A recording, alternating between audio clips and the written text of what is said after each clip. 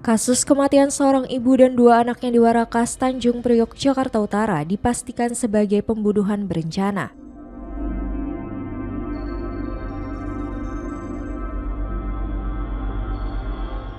Pihak kepolisian membeberkan rekaman CCTV detik-detik tersangka AS, 22 tahun, meracuni keluarganya di rumah kontrakan yang ditempati.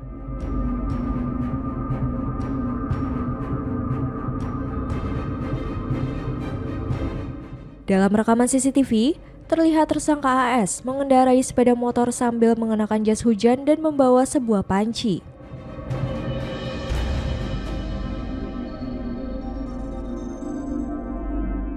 Polisi menyebut panci tersebut digunakan tersangka untuk meracik minuman teh yang telah dicampur racun tikus dan menewaskan para korban.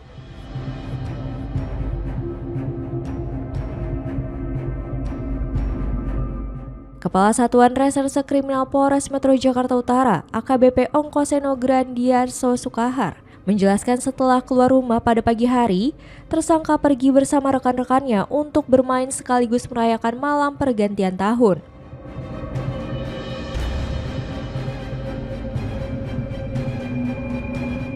Keesokan harinya, Kamis 1 Januari 2026, tersangka kembali ke rumah diantar oleh seorang rekannya sambil membawa sisa kembang api.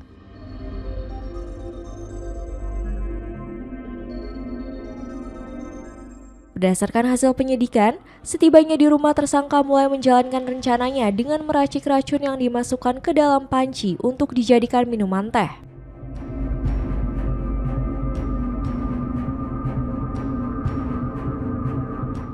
Pada malam hari, saat ibu dan saudara-saudaranya tertidur, tersangka merebus teh di dalam panci sambil mengenakan beberapa lapis masker.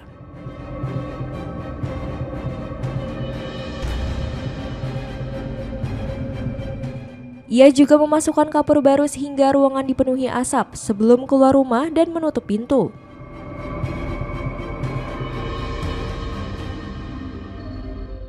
Pada Jumat 2 Januari 2026 dini hari, tersangka memastikan para korban dalam kondisi lemah.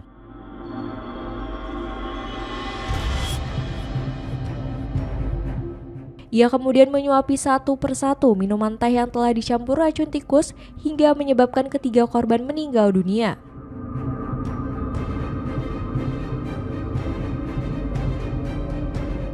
Polisi mengungkapkan, tersangka memiliki motif dendam terhadap keluarganya.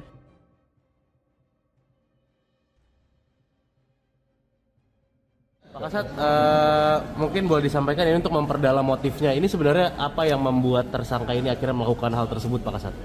Ya, jadi ini juga merupakan akumulasi kejanggalan dari pelaku ya terhadap lingkungan internal di keluarganya, terutama terhadap ibunya. Ya, kalau dari pelaku dia merasa jengkel, merasa diperlakukan berbeda. Itu pun juga sebetulnya karena perilaku dari pelaku sendiri. Karena pelaku ini sering pulang malam, sering tidak pulang, bahkan dicari-cari ibunya gitu, sehingga di situ menimbulkan kemarahan dari ibunya. Oke, berarti puncaknya itu setelah perayaan malam tahun baru gitu, Pak Kasat ya? Ya, dia memang sudah ada perencanaan untuk melakukan itu dan momennya mungkin dirasa pas oleh pelaku di tanggal 1 itu. Dia membuat racun dari siapa, Pak? Ya, idenya itu seperti apa, Pak Kasat? Dari mana? Ya, itu dia terinspirasi dari dia sendiri ya.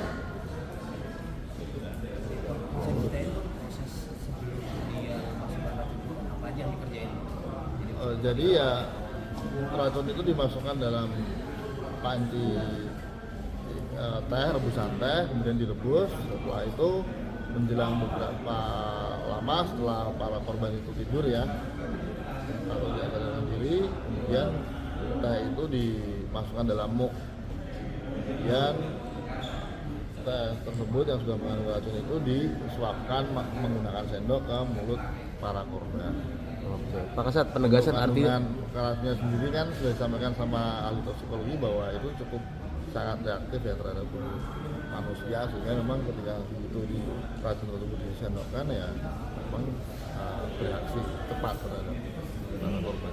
Pak Kasat, penegasan berarti artinya yang bersangkutan ini menggunakan kapur barus dan kedua racun tikus atau gimana, Pak Kasat? Ya, Kapolda juga alat yang dicampur juga di dalam tes tersebut ya.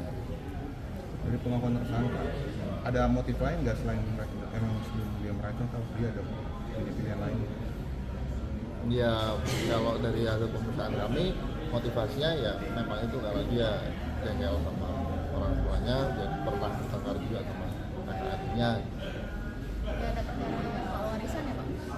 Tidak ada kami temukan motif secara Bang Kasat, kalau dari ahli forensik berarti reaksi racun itu bekerja berapa lama sih setelah seketika. dikonsumsi? Secara garis besar itu seketika. Berarti langsung meninggal langsung. Iya, menjelang subuh. Siap. Oke. 3 korban tewas masing-masing berinisial SS 52 tahun, AAJ 27 tahun, dan AAJ 13 tahun.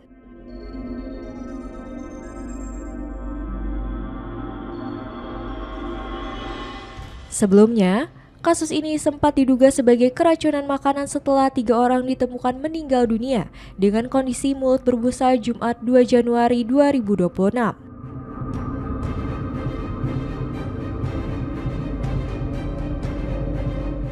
Namun, setelah rangkaian penyelidikan, autopsi, pemeriksaan laboratorium forensik, serta analisis toksikologi oleh Puslap Barreskrim Polri, polisi memastikan kematian para korban merupakan pembunuhan berencana.